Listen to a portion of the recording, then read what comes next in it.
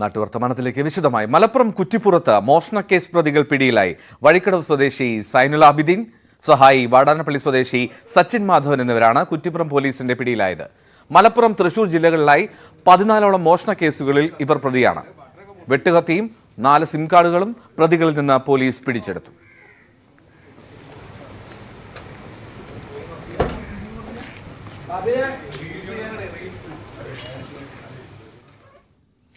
എറണാകുളം കോതമംഗലം വടാട്ടുപാറയിൽ മീരാൻ സിറ്റിക്ക് സമീപം കാട്ടാന ആക്രമണം. കൃഷിയിടങ്ങൾ വ്യാപകമായി നശിപ്പിച്ചു. പാട്ടത്തിന് സ്ഥലമെടുത്ത് കൃഷിയിറക്കിയ 100ഓളം വാഴകളാണ് നശിച്ചത്. കുലച്ചു തുടങ്ങിയ വാഴകളാണ് ഇതിലേറെയും. റബ്ബർ നശിപ്പിച്ചു. പ്രവർത്തനരഹിതമായി കിടന്നിരുന്ന ഫെൻസിങ്ങുകളും കയ്യാലകളും തകർത്താണ് കാട്ടാനകൾ കൃഷിയിടത്തിൽ പ്രവേശിച്ചത്. ഫെൻസിംഗ് സ്ഥാപിക്കാനോ തകരാറിലായ ഫെൻസിംഗ് നന്നാക്കാനോ ഫോറസ്റ്റ് അധികൃതർ തയ്യാറാകാത്തതാണ് കാട്ടാനകൾ കൃഷിയിടങ്ങളിൽ ഇറങ്ങാൻ കാരണമെന്ന് വാർഡ് മെമ്പർ എൽദോസ് ബേബി പറഞ്ഞു. വയനാട് കടുവയെ ചത്ത നിലയിൽ കണ്ടെത്തി. വയനാട് വന്യജീവി സങ്കേതത്തിലെ കുറിച്യാട് റേഞ്ചിലെ ചെതലയം പൂവഞ്ചിയിൽ ഭാഗത്താണ് കടുവയെ ചത്ത നിലയിൽ കണ്ടെത്തിയത്. കെണിയിൽ കുടുങ്ങിയാണ് ചത്തത്. സംഭവവുമായി ബന്ധപ്പെട്ട് കോളനിവാസിയെ വനം വകുപ്പ് കസ്റ്റഡിയിലെടുത്തു. കോഴിക്കോട് മേലൂർ ആന്തട്ട ക്ഷേത്രത്തിന് സമീപം പുള്ളിമാനെ ട്രെയിൻ തട്ടി ചത്ത നിലയിൽ കണ്ടെത്തി. നാട്ടുകാർ പോലീസിൽ വിവരം അറിയിച്ചതിനെ തുടർന്ന് പെരുവണ്ണാമൂഴിയിൽ നിന്നും വനപാലകർ സ്ഥലത്തെത്തി തുടർ നടപടികൾ സ്വീകരിച്ചു.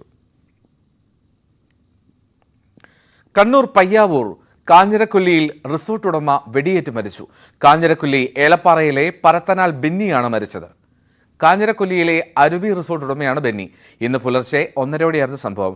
കൃഷിയിടത്തിലിറങ്ങുന്ന പന്നിയെ വെടിവെക്കാൻ സുഹൃത്തുക്കൾക്കൊപ്പം പോയതായിരുന്നു ബെന്നി എന്നാണ് വിവരം. നായാട്ടിനിടെ അബദ്ധത്തിൽ വെടിപൊട്ടിയതാണ് മരണകാരണമെന്ന് സുഹൃത്തുക്കൾ പോലീസിന് മൊഴി നൽകി. പയ്യാവൂർ പോലീസ് സ്ഥലത്തെത്തി പരിശോധന നടത്തി. മൃതദേഹം പരിയാരം ഗവൺമെന്റ് മെഡിക്കൽ കോളേജിലേക്ക് മാറ്റി. കനത്ത വേനൽ ചൂടിലും കോടമഞ്ഞിന്റെ കുളിർമയേകി പൊന്മുടി. വിനോദസഞ്ചാരികളുടെ മനം കവരുന്ന പൊന്മുടിയിലെ കാഴ്ചകളിലേക്കാണ് ഇനി.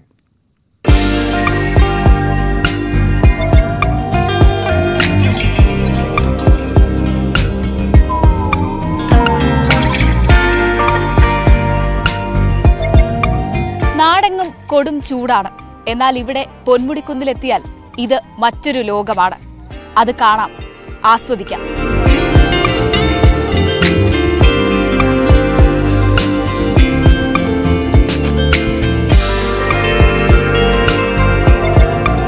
വിനോദസഞ്ചാരികളുടെ പറുദീസ, മഞ്ഞണിഞ്ഞ സുന്ദരി.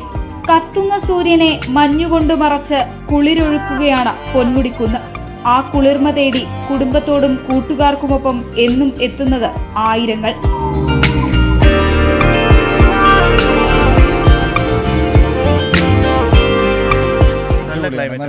അടിപൊളി ക്ലൈമറ്റ്, ഒരു രക്ഷയില്ല, സൂപ്പറാണ്. നമുക്ക് ശരിക്കും റിയലി വർത്ത് ഫോർ. ഇത്രയും പ്രതീക്ഷിച്ചില്ല, കാരണം ഇത്രയും വേനൽ സമയത്ത് നമ്മൾ ഇത്രയും പ്രതീക്ഷിച്ചില്ല. അടിപൊളി ക്ലൈമറ്റ് ആണ്, വളരെ നന്നായിരിക്കുന്നു. ഞങ്ങൾ ശരിക്കും എൻജോയ് ചെയ്തു. 100% ഞങ്ങൾക്ക് സാറ്റിസ്ഫൈ ആണ്.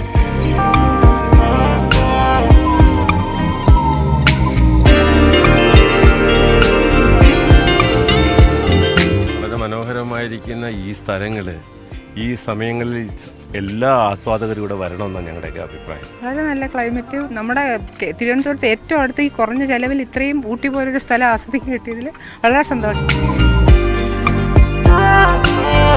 കോടമഞ്ഞ് പെയ്തിറങ്ങുന്ന പൊന്മുടി കാണാനെത്തുന്നത് തിരുവനന്തപുരത്തുകാർ മാത്രമല്ല.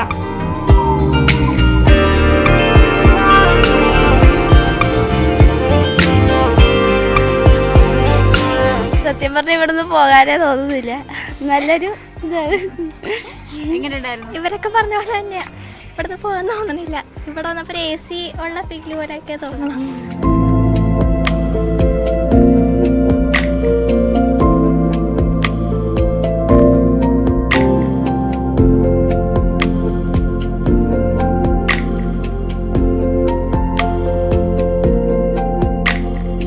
പറഞ്ഞറിയിക്കാനാവാത്തത്ര മനോഹരമാണ് പൊന്മുടി ഇപ്പോൾ.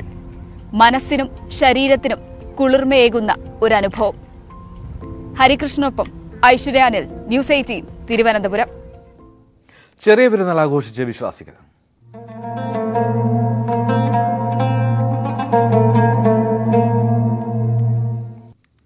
താമരശ്ശേരി കൈതപ്പൊയിൽ മർക്കസ് നോളജ് സിറ്റിയിലെ ഇന്ത്യൻ ഗ്രാൻഡ് മസ്ജിദിലെ ആദ്യ പെരുന്നാൾ നിസ്കാരത്തിന് കാന്തപുരം AP അബൂബക്കർ മുസ്ലിയാർ നേതൃത്വം നൽകി.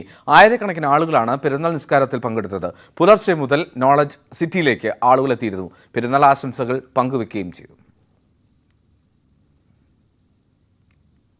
എറണാകുളം കോതമംഗലം താലൂക്കിലെ ഈദ്ഗാഹുകളിലും പള്ളികളിലും പെരുന്നാൾ നമസ്കാരങ്ങളിൽ നൂറുകണക്കിന് വിശ്വാസികൾ അണിനിരന്നു. കോതമംഗലം തങ്കളം, അടിവാട്, നെല്ലിക്കുഴിയിലുമാണ് ഈദ്ഗാഹുകൾ ഒരുക്കിയിരുന്നത്. സ്ത്രീകളും കുട്ടികളും അടക്കം നിരവധി പേരാണ് പെരുന്നാൾ നിസ്കാരത്തിനായി എത്തിയത്. തങ്കളത്ത് നടന്ന ഈദ്ഗാഹിൽ EM ഹസൈനാർ മൗലവി നേതൃത്വം നൽകി.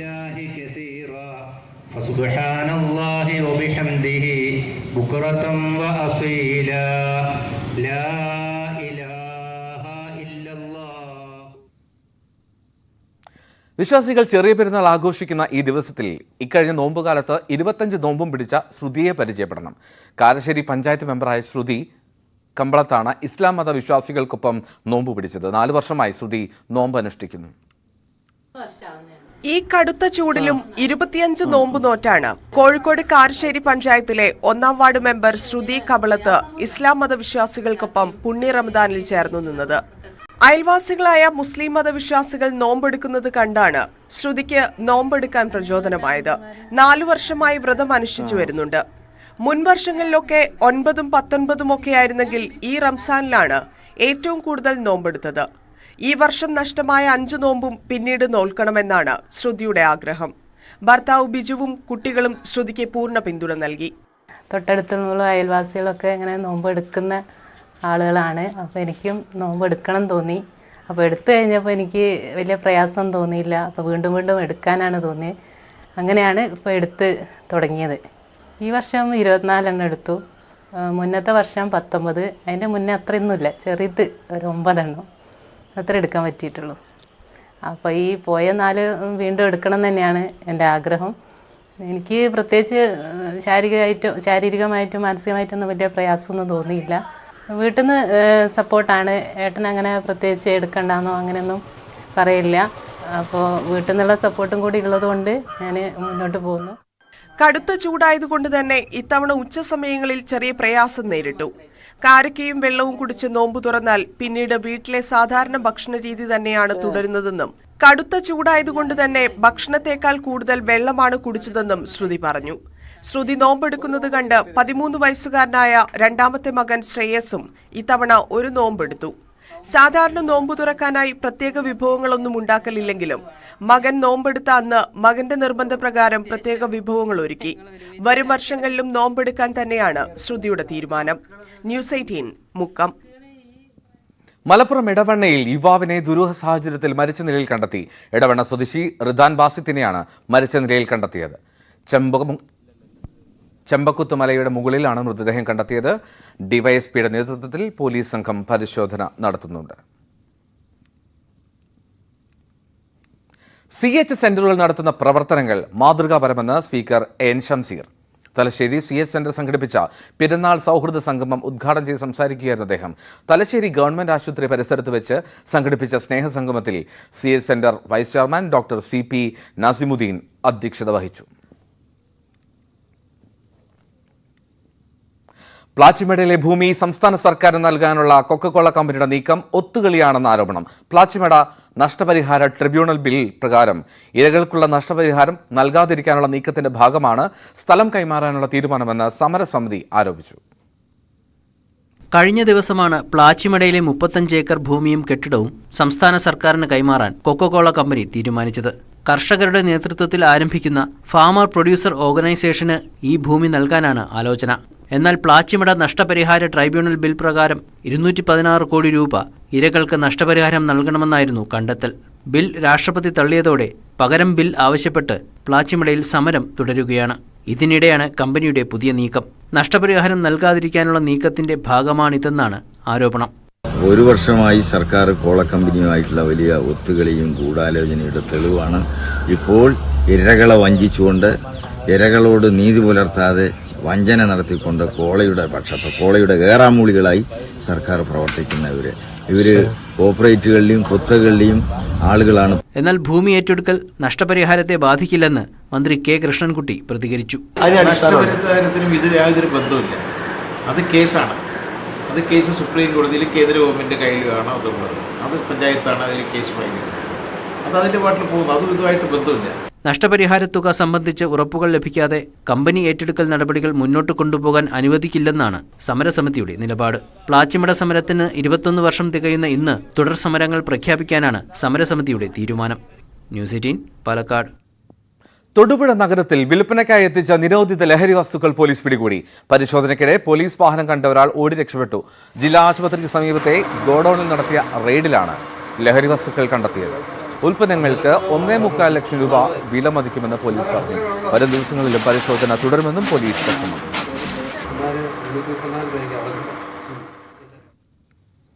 കാസർഗോഡ് ബേക്കലിൽ വൻ മയക്കുമരുന്ന് വേട്ട. 153 ഗ്രാം MDMA-യുമായി ചട്ടഞ്ചൽ സ്വദേശിയായ ദമ്പതികളാണ് പിടിയിലായത്. അബൂബക്കർ, ആമിന അസ്ര, കർണാടക സ്വദേശികളായ വാസിം, സൂരജ് എന്നിവരെയാണ് ബേക്കൽ പോലീസ് പിടികൂടിയത്. വിൽപ്പനയ്ക്ക് എത്തിച്ച MDMA-യാണ് ഇവരിൽ നിന്നും പിടിച്ചെടുത്തത്.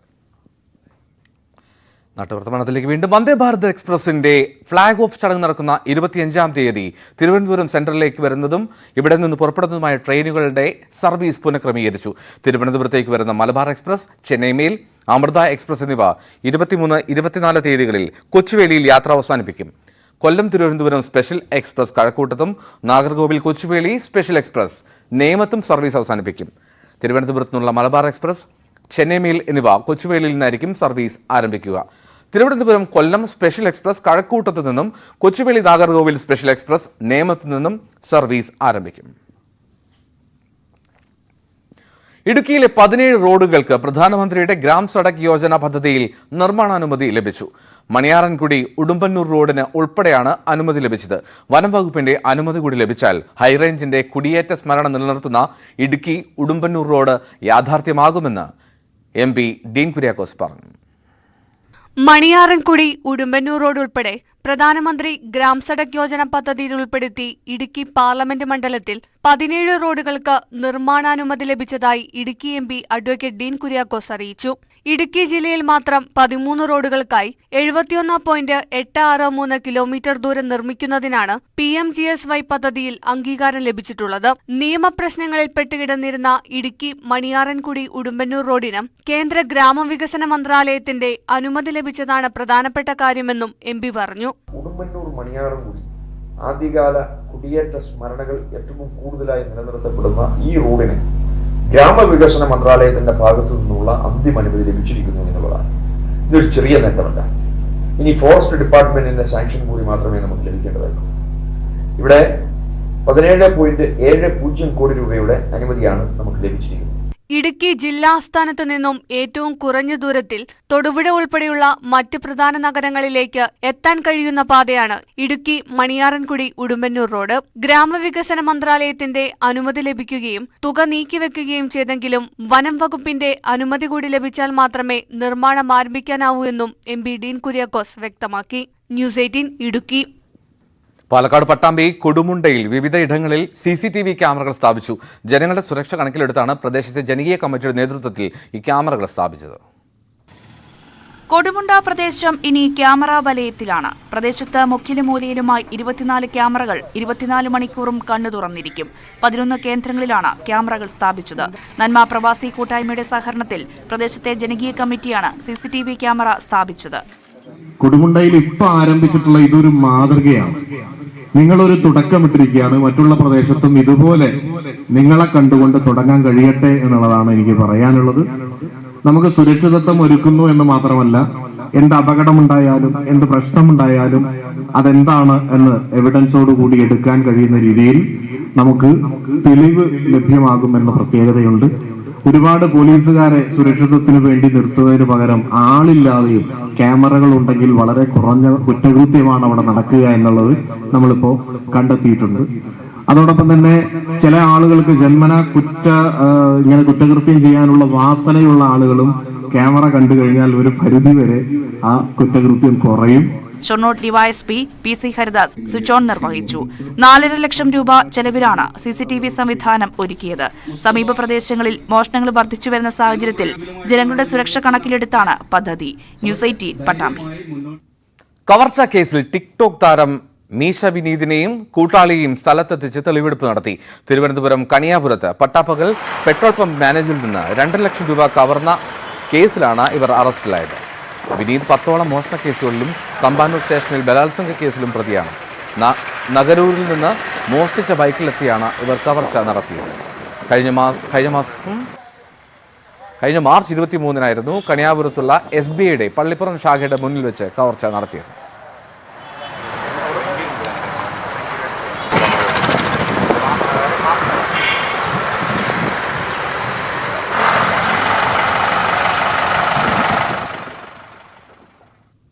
കൊല്ലം കൊട്ടാരക്കര പുത്തൂരിൽ ആധുനിക മത്സ്യ മാർക്കറ്റിന്റെ ശിലാസ്ഥാപനവും നിർമ്മാണോദ്ഘാടനവും നടന്നു. മന്ത്രി KN ബാലഗോപാൽ അധ്യക്ഷത വഹിച്ച ചടങ്ങിൽ ഫിഷറീസ് മന്ത്രി സജി ചെറിയാൻ ഉദ്ഘാടനം നിർവഹിച്ചു. 284.26 ലക്ഷം രൂപ ചെലവഴിച്ചാണ് നിർമ്മാണം നടത്തുന്നത്. Kodikunnil Suresh MP, Kovoor Kunjumon MLA, PT Indukumar, panchayat president, നാട്ടുകാർ, സാമൂഹ്യ പ്രവർത്തകർ എന്നിവർ പങ്കെടുത്തു. കാസർഗോഡ് ബദിയടുക്ക ബേളിൽ ലൈഫ് മിഷൻ വിലകൾ കാടുപിടിച്ച് നശിക്കുകയാണ്. കുടിവെള്ള പ്രശ്നവും വീടുകൾ അനർഹർക്ക് ലഭിച്ചതിനാലും പല വീടുകളിലും ആൾതാമസമില്ല. ലൈഫ് പദ്ധതിയുടെ നടത്തിപ്പിലുണ്ടായ വീഴ്ച പരിഹരിക്കാൻ സർക്കാർ അടിയന്തരമായി ഇടപെടണമെന്നാണ് നാട്ടുകാരുടെ ആവശ്യം. കാസർഗോഡ് ഒരു തുണ്ട് ഭൂമിക്കും കയറിക്കിടക്കാൻ ഒരു വീടിനുമായി സാധാരണക്കാരായ നിരവധി പേർ കാത്തിരിക്കുമ്പോഴാണ് സർക്കാർ ചെലവിൽ കെട്ടിപ്പൊക്കിയ വീടുകൾ കാടുപിടിച്ച് നശിക്കുന്നത്. ലൈഫ് മിഷൻ പദ്ധതിയുടെ നടത്തിപ്പിലുണ്ടായ വീഴ്ച കാരണമാണ് വീടുകൾ ഒഴിഞ്ഞുകിടക്കുന്നത്. ഭൂമിയും വീടും ലഭിച്ചതിൽ പകുതിയിലേറെയും അർഹതയില്ലാത്തവരാണെന്ന് നാട്ടുകാർ പറയുന്നു. ഒരു 5 പേര് മാത്രമേ ഇടുള്ളൂ. ബദിയടുക്ക പഞ്ചായത്തിലത്തെ ഒരു 5-6 പേരുണ്ടാവും. ഈ വാർഡിൽ ഒരു 2-3 പേരുണ്ടാവും. ബാക്കിയെല്ലാം വേറെ പഞ്ചായത്തിലെ ആൾക്കാർക്കാണ് കിട്ടിയിരുന്നത്. ഇത് 750 പാവപ്പെട്ട ആൾക്കാർ ഇത് ലിസ്റ്റ് വില്ലേജിൽ കെട്ടിക്കിടപ്പുണ്ട്. ഇതുവരെ ഈ വാർഡിൻ്റെ തന്നെ അതുപോലും നോക്കുന്നില്ല. ഫിഷൻ്റെ 4 ലക്ഷം റുപ്യയിൽ വീടാവില്ല. അത് നിങ്ങൾക്ക് എല്ലാവർക്കും അറിയാവുന്നതാണ്. ഘട്ടം ഘട്ടമാണ് പൈസ കൊടുത്തത്. അപ്പോൾ 3 ഘട്ടത്തിൽ 4ാമത്തെ ഘട്ടത്തിൻ്റെ പൈസ അവർ ചിലവാക്കി പൂർത്തിയാക്കാൻ പറ്റിയിട്ടില്ല. എന്നിട്ട് അത് അവിടെ തന്നെ പെൻഡിങ് വെച്ച് അവർക്ക് വീട്ടിൽ വരണ്ട, വെറുതെ ഒരു വീട് വെക്കണം, ആ പൈസ കിട്ടാൻ വേണ്ടിയാണ് ചെയ്തത്. അപ്പോൾ അതിന് കൊടുത്ത ആൾക്കാർ, അതിൻ്റെ പഞ്ചായത്തും അതിൻ്റെ VO അവർക്കെല്ലാം ഈ സത്യം എന്താണെന്നറിയാം. ആൾതാമസമില്ലാത്ത വീടുകളിൽ ഇപ്പോൾ ലഹരി കച്ചവടവും സാമൂഹിക വിരുദ്ധരുടെ ശല്യവും വർദ്ധിച്ചതായി പരാതി ഉയരുന്നു. താമസമില്ലാത്ത വീടുകൾ കണ്ടെത്തി രേഖകൾ സൂക്ഷ്മ പരിശോധനയ്ക്ക് വിധേയമാക്കി അർഹതയില്ലാത്തവരിൽ നിന്നും ഭൂമി പിടിച്ചെടുത്ത് അർഹതപ്പെട്ടവർക്ക് നൽകണമെന്നാണ് നാട്ടുകാരുടെ ആവശ്യം. ന്യൂസ് 18 കാസർഗോഡ്. കോഴിക്കോട് വടകര വള്ളിക്കാട് വീട്ടുമുറ്റത്ത് വന്യജീവിയുടെ ദൃശ്യം കണ്ടതോടെ നാട്ടുകാർ പരിഭ്രാന്തിയിലാണ്. കഴിഞ്ഞ ദിവസം വൈകിട്ടാണ് CCTVയിൽ ഈ ദൃശ്യം പതിഞ്ഞത്. വനംവകുപ്പ് ഉദ്യോഗസ്ഥർ സ്ഥലത്തെത്തി പരിശോധന നടത്തി. വടകര വള്ളിക്കാട്ടെ കളയംകുളത്ത് മജീദിന്റെ വീട്ടിലെ CCTVയിലാണ് അജ്ഞാത ജീവിയുടെ ദൃശ്യം പതിഞ്ഞത്. വൈകിട്ട് 6:30 മുറ്റത്ത് നടക്കുന്നതാണ് ദൃശ്യം. വീട്ടുടമ അറിയിച്ചതിനെ തുടർന്ന് പോലീസും വനംവകുപ്പ് ഉദ്യോഗസ്ഥരും സ്ഥലം സന്ദർശിച്ചു. പ്രാഥമിക പരിശോധനയിൽ വലിയ കാട്ടുപൂച്ചയാണ് ഇതെന്നാണ് ഉദ്യോഗസ്ഥർ പറയുന്നത്. ഫോറസ്റ്റ് ഡിപ്പാർട്ട്മെന്റിൽ നിന്ന് കുറച്ച് കഴിഞ്ഞപ്പോൾ തന്നെ അവർ പറഞ്ഞത് എന്ന് പറഞ്ഞാൽ കാട്ടുപൂച്ചയാണ്, ലേശം മൂത്ത ടൈപ്പ്, അതായത് ലേശം പ്രായമുള്ള ടൈപ്പ് പൂച്ചയാണ്. അതുകൊണ്ടാണ് ഇത്രയും വലുപ്പവും ഒക്കെ തോന്നുന്നത്. പേടിക്കേണ്ട ആവശ്യമില്ല എന്നുള്ള രീതിയിലാണ് അവർ പറഞ്ഞത്. എന്നാലും ഇതിൻ്റെ വലുപ്പവും കാര്യങ്ങളൊക്കെ കണ്ടപ്പോൾ കണ്ട ആൾക്കാർക്കൊക്കെ ഒരു ആശങ്കയാണ്. അങ്ങനെ ഇത് എന്തെന്നാന്നുള്ളത് പെട്ടെന്ന് ഇതുവരെ കാണാത്തതാണല്ലോ. അപ്പോൾ അങ്ങനെ ഒരു ആശങ്കയുണ്ട്. വനപ്രദേശമല്ലാത്ത സ്ഥലത്ത് കണ്ട ജീവി എന്താണെന്ന ആശങ്കയിലാണ് നാട്ടുകാർ. പ്രദേശത്തെ നിരീക്ഷണം ശക്തമാക്കണമെന്നാണ് ആവശ്യം. ന്യൂസ് 18 വടകര. കാർഷിക Keralam.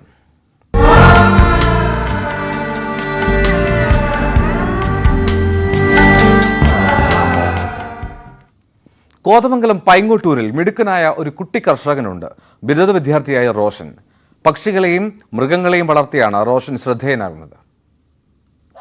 Paingottoor Sree Narayana Guru arts and science college 2ാം വർഷ BSW വിദ്യാർത്ഥിയാണ് റോഷൻ.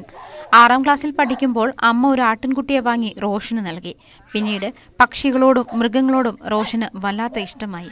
ഇന്ന് 7 സെന്റ് പുരയിടത്തിൽ 20ഓളം ആടുകളും പശുക്കളും 100 കണക്കിന് വിവിധയിനം കോഴികളും താറാവുകളുമുണ്ട്. രാവിലെയും വൈകിട്ടും ഇവരെ പരിചരിക്കാൻ റോഷനുമുണ്ടാകും. പൈങ്ങോട്ടൂർ പഞ്ചായത്തിന്റെ മികച്ച കുട്ടിക്കർഷകനുള്ള പുരസ്കാരവും റോഷൻ നേടിയിട്ടുണ്ട്. തനി നാടൻ കോഴികളുടെ വലിയൊരു സഞ്ചയം തന്നെ റോഷന്റെ കയ്യിലുണ്ട്. ഇവയെ ഓൺലൈൻ വഴി ബുക്ക് ചെയ്യുന്നവർക്ക് അവരുടെ സ്ഥലങ്ങളിൽ എത്തിച്ചു നൽകുന്നുമുണ്ട്. ചെറുപ്പം മുതൽ ഇവിടെ അമ്മച്ചീരി എടുത്തായതുകൊണ്ട് ഇവിടെ ആടും കോഴിയും പശുവും അങ്ങനെയുള്ളതൊക്കെ ഉണ്ടായിരുന്നു. അങ്ങനെ അതിൻ്റെ പുറകെ നടന്ന് പിന്നെ അതൊരു ഭയങ്കര ക്രൈസായി, പാഷനായി. പിന്നെ അങ്ങനെ സ്വന്തമായിട്ട് അമ്മച്ചി പറഞ്ഞ് തന്നതുകൊണ്ട് പിന്നെ അത്തലിങ്ങനെ ചെയ്ത് തുടങ്ങി. പഠനത്തിലും മിടുക്കനായ റോഷൻ മികച്ച കർഷകനുമാണെന്ന് എറണാകുളം ജില്ലാ panchayat standing committee chairperson Ranikutty ജോർജിന്റെ സാക്ഷ്യപ്പെടുത്തൽ. റോഷൻ ഒരു നല്ല കർഷകനാണെന്ന് മനസ്സിലാക്കിയാണ് ഞാൻ റോഷനെക്കുറിച്ച് കൂടുതൽ അറിയാൻ ആഗ്രഹിച്ചത്. നമ്മൾ കാണുന്നത് പോലെ റോഷൻ അവൻ്റെ ചെറുപ്രായത്തിൽ ഇത്രയധികം കൃഷിയോട് പാഷനോടുകൂടി ചെയ്ത് അതൊരു നല്ല വരുമാന മാർഗമാക്കി മാറ്റിയിരിക്കുകയാണ്. വലിയ അഭിമാനമാണ് ഞങ്ങൾക്ക് റോഷനെക്കുറിച്ച് പറയുന്നത്. അമ്മ വാങ്ങി നൽകിയ ആട്ടിൻകുട്ടിയിൽ തുടങ്ങിയ കൃഷി ഇനിയും വിപുലീകരിക്കാനാണ് റോഷന്റെ തീരുമാനം. ന്യൂസ് 18 കോതമംഗലം. നാട്ടുവർത്താനോട് പൂർണ്ണമാവുന്നു. നമസ്കാരം.